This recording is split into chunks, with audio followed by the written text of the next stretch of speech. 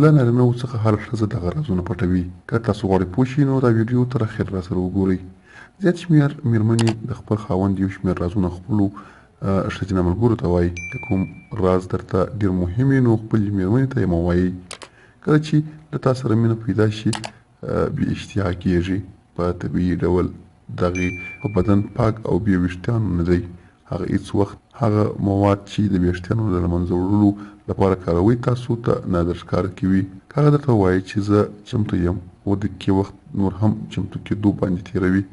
د لومړنۍ اړیکې ټول غږیز پیغامونه ستاسې ځان سره ساتي او خپلو ښځینه ملګرو باندې هم اوري.